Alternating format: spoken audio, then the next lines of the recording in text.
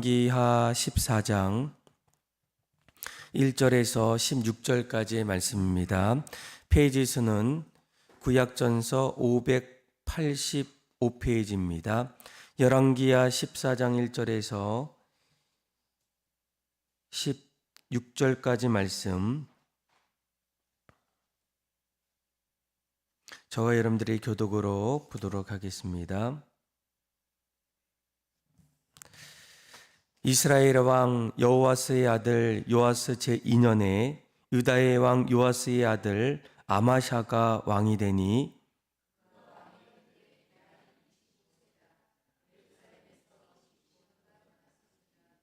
그의 어머니의 이름은 여호앗단이요 예루살렘 사람이었더라.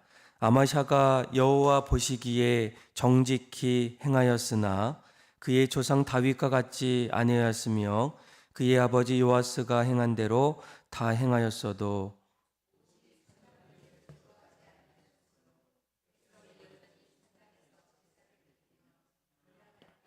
나라가 그의 손에 굳게 섬에 그의 부왕을 죽인 신복들을 죽였으나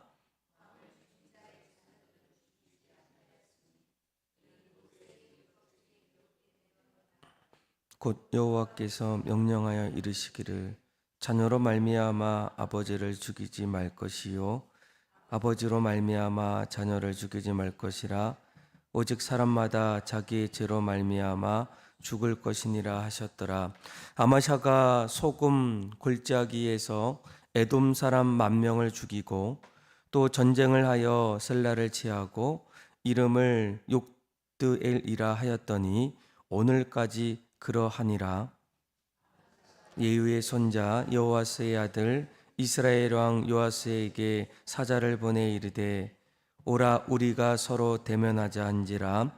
이스라엘의 왕 요아스가 유다의 왕 아마샤에게 사람을 보내 이르되 레마논 가시나무가 레마논 백향목의 정가를 보내어 이르기를 내 딸을 내 아들에게 주어 아내로 삼게 하라 하였더니 레마논 들짐승이 지나가다가 그 가시나무를 짓밟았느니라.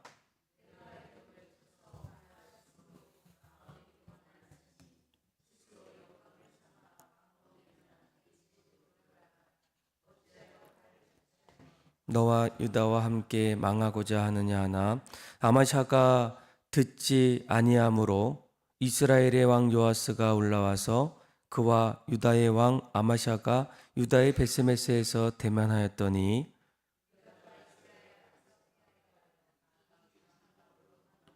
이스라엘 왕 요아스가 베스메스에서 아하시아의 손자 요아스의 아들 유다 왕 아마샤를 사로잡고 예루살렘에 이르러 예루살렘 성벽을 에브라임 문에서부터 성보통이 문까지 400규빗을 헐고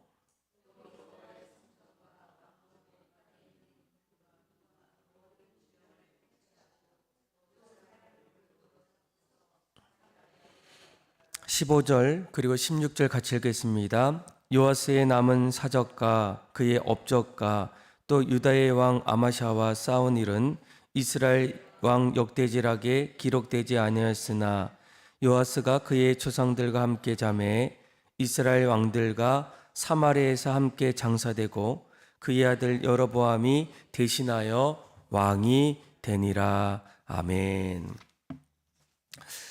우리가 신앙생활을 하다 보면 우리의 신앙이 점점 자라나고 또 성장하는 것을 보게 됩니다.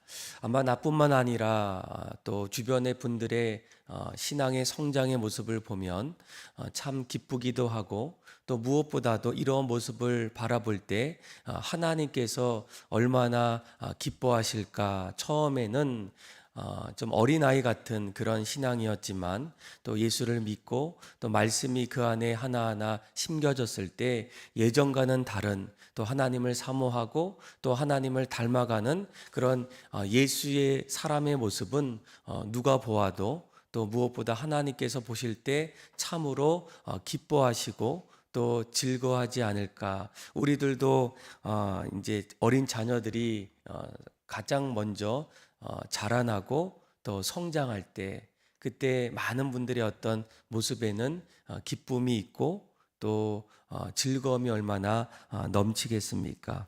그런데 이러한 모습들이 늘 일정하지 않을 때가 있어요.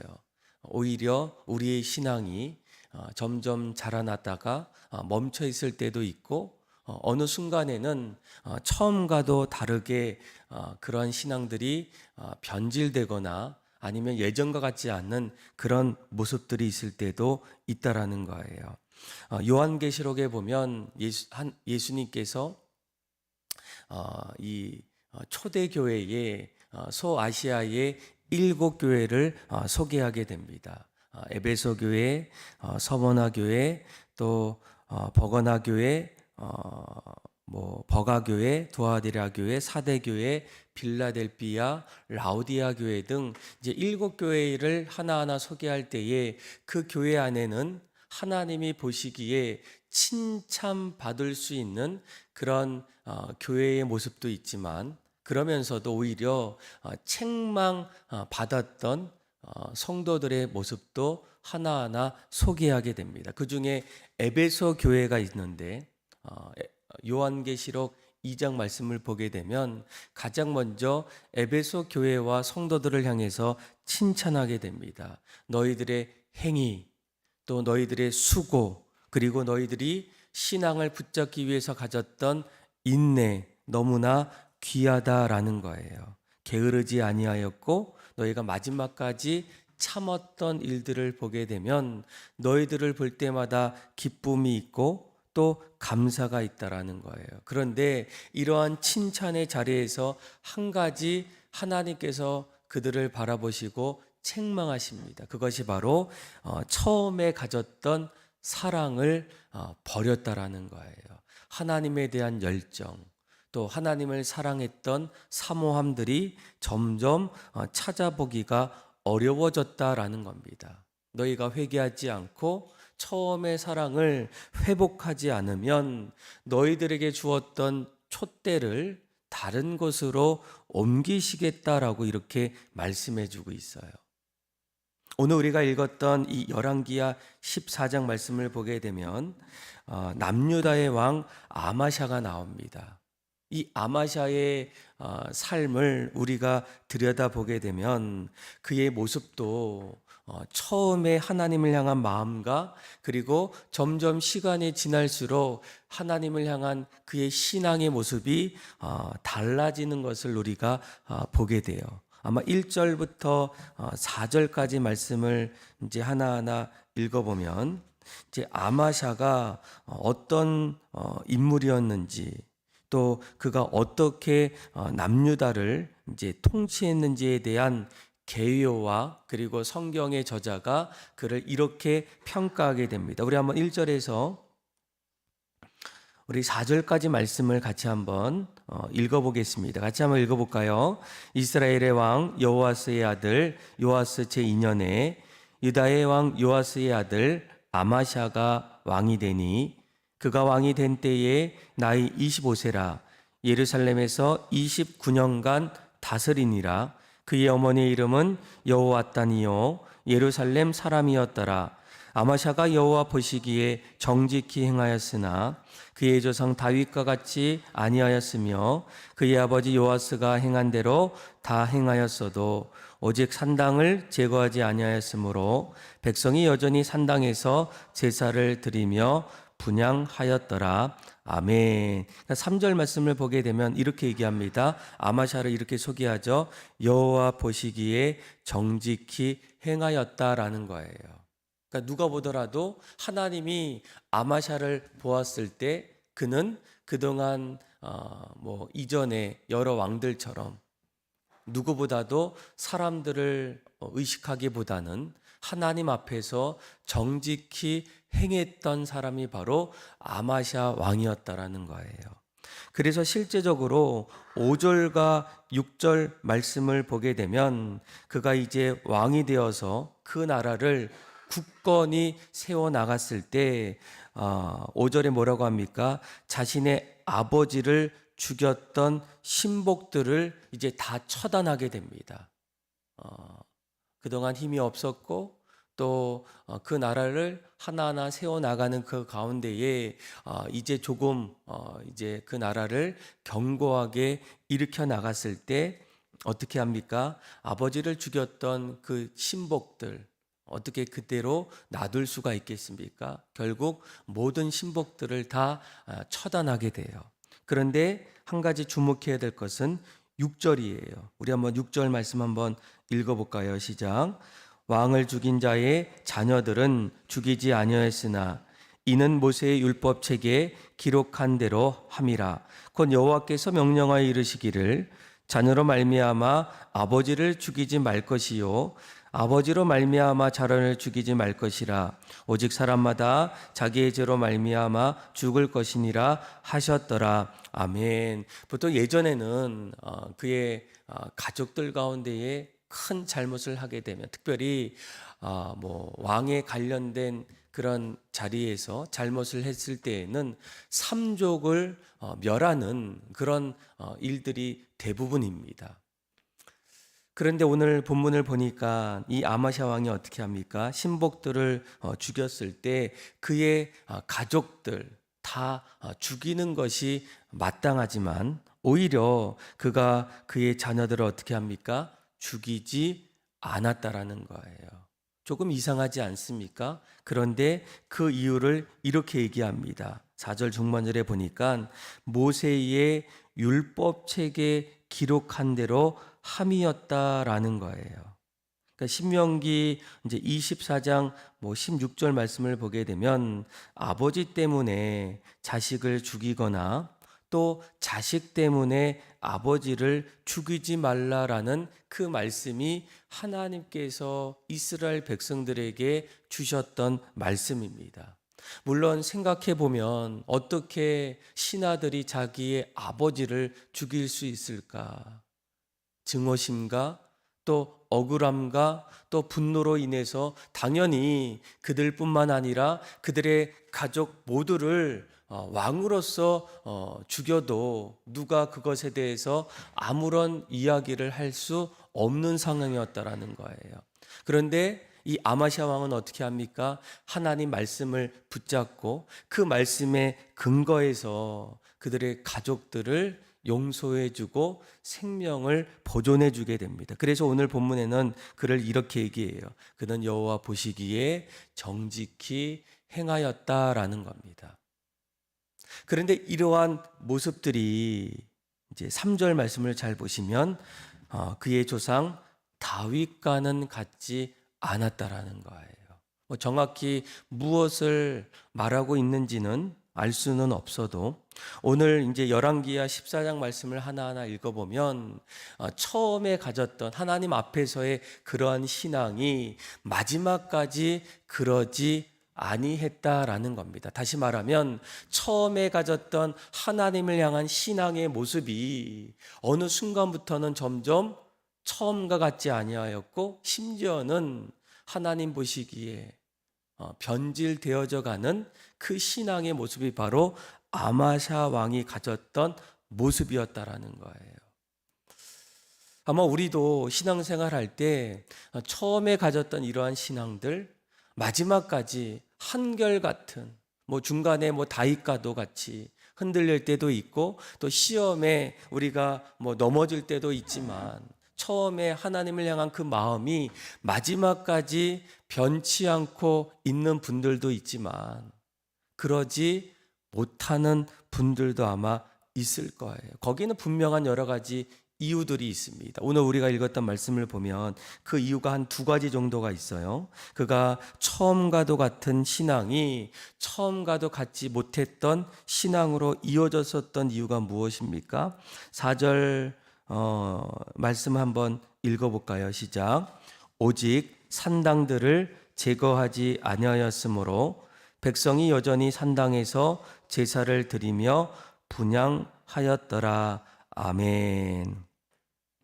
여러분 여기서 이 산당이 나오는데 아마샤 왕은 산당을 제거하지 아니하였다라는 겁니다. 과거에 이 산당은 가나안 족속들이 우상을 숭배하였던 곳이 바로 산당입니다. 이스라엘 백성들이 이제 가나안 땅에 이제 들어와서 이제 그것을 가보니까 뭐 여러 가지 모습들을 볼 때 가나안 족속들이 우상을 섬기는 그 자리가 산당이었다라는 거예요. 당연히 이 산당을 제거하는 것은 마땅한 일이었는데 아직 이스라엘 백성들이 하나님을 예배하고 또 하나님을 경배할 수 있는 그런 거처가 마땅하지 않았다는 것. 이전에는 뭐 성막을 통해서 행했으나 뭐 솔로몬이나 아니면 사무엘 역시도 이제 성전을 짓기 이전까지는 산당에서 하나님 앞에 제사했던, 그래서 일시적으로 이러한 일들을 묵인했던 일들이 아마 있을 거예요. 그런데 예루살렘 성전이 세워진 이후에는 어떻습니까? 마땅히 이전에 드렸던 산당의 모든 것들을 제거하고 그리고 예루살렘 성전에서만 제사를 드리는 것, 그리고 그것을 말씀을 통해서 이스라엘 백성들에게 하나하나 가르쳐 주게 됩니다. 그런데 이 산당이 이전까지는 긍정적인 기능을 했지만 하나님께서 이 산당을 제거하라고 말씀하신 이유가 무엇이겠습니까? 산당을 제거하지 않으면 이러한 우상의 숭배의 요소들이 하나님께 드리는 제사에 점점 유입되기 시작하고, 그러다 보면 순수한 여호와 종교를 보존하는 일들, 이러한 일들이 점점 어려워질 수밖에 없다라는 거예요. 심지어는 그런 모습 속에 이스라엘 백성들이 우상 숭배의 유혹을 받게 될 가능성이 너무나 많다라는 겁니다. 처음에는 우리가 아니다, 어떻게 우리가 그럴 수 있겠느냐라고 말하지만 나중에 보게 되면 그들이 우상 숭배에 빠지게 될 어떤 발원지가 바로 그런 자리가 될 수 있다라는 거예요. 여러분, 우리가 신앙생활 할 때 이 타협이라는 어떤 이 부분들 어떻게 보면 좋은 모습으로 들릴 수도 있어요. 그런데 이 타협을 이렇게까지 얘기합니다. 타협은 훌륭한 우산일 수도 있어도 허술한 지붕과도 같다라는 거예요. 처음에는 임시 방편으로 그렇게 좋은 이야기를 통해서 함께하지만 결국 그것을 통해서 그 자리가 흔들리기 시작하고, 그래서 결국 모든 것이 사라질 수 있는 그런 자리에 이 타협이라는 이 부분들, 그러니까 신앙에 있어서 이 타협의 어떤 부분들은 너무나도 큰 위험의 자리에 놓이게 된다라는 거예요. 아마샤가 이제 오늘 말씀을 조금 더 읽어보면 이제 에돔 사람과 이제 전쟁을 하게 되는데 마지막 보면 이 전쟁에서 이제 승리하게 돼요. 그것도 큰 대승으로 이기게 됩니다. 그러니까 그러다 보니까 이러한 전쟁이 끝나고 나서 그들은 에돔 사람들이 갖고 있었던 가장 귀한 전리품들을 다 취하게 되고, 그리고 심지어는 에돔의 우상을 예루살렘에 가져오게 돼요. 그리고 처음에는 안 그랬지만 점점 그것들을 바라보고 에돔의 우상들도 우리들이 갖게 되면 우리의 삶이 과연 어떻게 달라질까? 점점 그들의 마음이 변하기 시작하고 나중에는 에돔의 우상까지 숭배하는 그런 일들이 나타난다는 거예요. 여러분, 이 타협이라는 어떤 부분들이 점점 우리 안에 다가오면 나중에는 걷잡을 수 없는 그런 일들이 일어나고, 심지어는 우리의 순수했던 신앙마저도 이제는 어느 순간에 변질될 수밖에 없다라는 거예요. 특별히 이제 기독교인들이 지금까지 이제 차별금지법을 반대하고 그 내용들을 보게 되면 그 안에 중심에는 이 동성애, 그렇죠? 하나님께서 우리에게 말씀하셨던 그 말씀에 위배되는 그런 요소들이 점점 그 안에 들어있는데, 아마 이런 것들이 우리 안에 조금씩 허용이 되고 나와는 상관없겠다라고 얘기하지만 결국 마지막에 끝자락에 가서는 이 신앙의 모든 것을 이제는 다 흔들어 버리는 사회가 전체가 이제 하나님 앞에서 점점 무너질 수밖에 없는 일들까지 나타날 수밖에 없다라는 거예요. 그래서 오늘 말씀에도 여러분 마찬가지 아니겠습니까? 아마시아 왕이 하나님 보시기에 정직했는데 그는 다윗과도 같은 마지막에 결국 변질된 신앙으로 전락되는 그런 모습을 보게 되었다라는 거예요. 또 그가 그렇게 될 수밖에 없었던 이유가 무엇이겠습니까? 7절을 한번 볼까요? 7절에 보면 아마샤가 소금 골짜기에서 에돔 사람 10,000명을 죽이고 또 전쟁을 하여 셀라를 취하고 이름을 욕되리라 하였더니 오늘까지 그러하니라라는 거예요. 그러니까 결과만 보면 이 남유다가 에돔 사람의 전쟁에서 승리하게 됩니다. 그런데 우리가 조금 더 이제 역대하 말씀을 이제 같이 보면서 읽어보면 처음에 전쟁을 할 때 이제 남유다가 과연 에돔과의 전쟁에서 이길 수 있을까? 그래서 그 전쟁에 이기기 위해서 북이스라엘에게 10,000명의 용병을 좀 도움을 청합니다. 우리가 전쟁을 해야 되는데 좀 10,000명의 에돔 아니 북이스라엘의 군사 10,000명을 좀 용병을 주십시오라는 거예요. 그래서 그들과 함께 이제 전쟁을 참여하게 되는데 그들의 도움 없이 그들이 에돔과의 전쟁에서 대승을 하게 돼요. 얼마나 기쁜 일이겠습니까? 그러자마자 이 아마샤 왕이 점점 변하기 시작합니다. 19절 말씀을 보세요. 10절이죠. 10절의 말씀을 보면 이렇게까지 얘기합니다. 내가 에돔을 쳐서 파하였으므로 마음이 어떻다고요? 교만하였으니 스스로 영광을 삼아 왕궁이나 내 집으로 돌아가라. 어찌하여 화를 자취하여 너와 유다와 함께 망하고자 하느냐라고 얘기하는 거예요. 그러니까 북이스라엘의 요아스 왕이 이렇게 얘기합니다.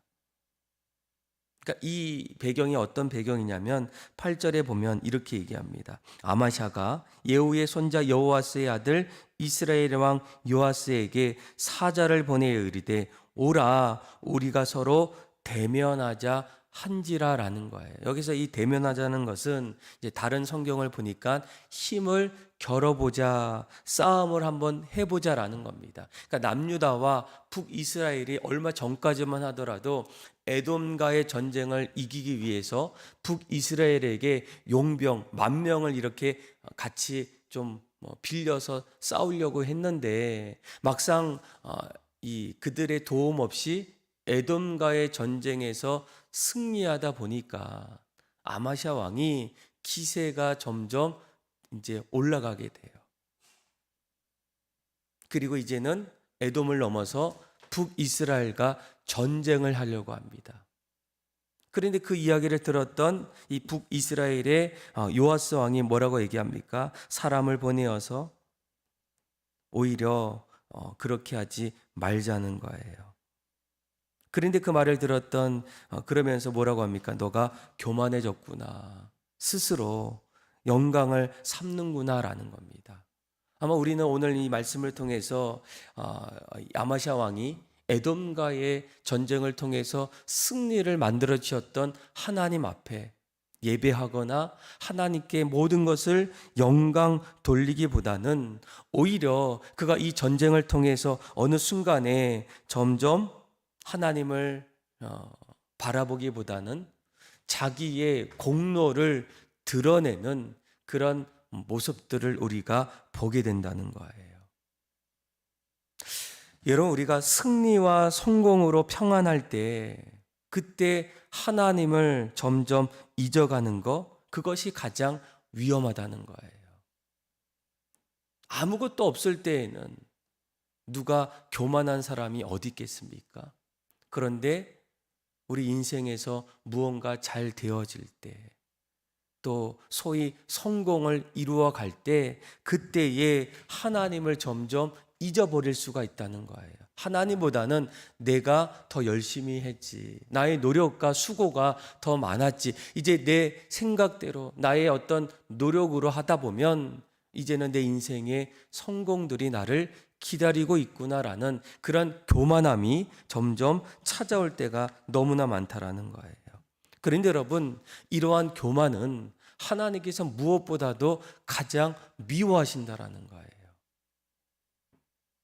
하나님은 반드시 그것을 대적하시고 멸망케 하시게 됩니다. 성경은 끊임없이 교만함과 겸손에 대해서 이야기해요. 교만을 뭐라고 합니까? 교만은 패망의 선봉이요, 거만한 마음은 넘어짐의 앞잡이라는 거예요. 그러니까 결국 기세 등등했던 이제 아마샤 왕이 이제 북이스라엘의 요아스와 전쟁을 하게 되는데 12절에서 14절까지 말씀을 하나하나 읽어보면 결국 유다가 이기기보다는 교만으로 인해서 하나님께서 북이스라엘에게 승리를 주시게 돼요. 그들이 갖고 있었던 모든 것을 다 빼앗기게 되고, 그리고 14절 보세요. 또 여호와의 성전과 왕궁 곳간에 있는 금, 은과 모든 기병을 탈취하고 또 사람을 볼모로 잡고서 사마리아로 돌아갑니다. 그러니까 북이스라엘이 결국 승리하게 돼요. 왜일까요? 남유다의 아마샤 왕의 교만을 통해서 하나님이 그렇게 내버려 두셨다라는 거예요. 그래서 오늘 서두에 보면 아마샤를 뭐라고 합니까? 그는 하나님 앞에서 정직히 행하였으나 그의 조상 다윗과는 같지 아니하였다라는 거예요. 처음에 가졌던 하나님을 향한 신앙이 어느 순간부터 점점 달라지기 시작하고, 겸손이 어떻습니까? 교만함 속에서 달라지는 그런 모습이, 여러분, 이 아마샤 왕에게만 일어날 일들이겠습니까? 어쩌면 우리의 삶의 자리에서도 충분히 일어날 수 있는 가장 위험한 신앙의 자리라는 거예요. 그래서 성경 우리에게 뭐라고 합니까? 이 교만함의 자리에서 늘 예수님의 겸손을 배우라는 거예요.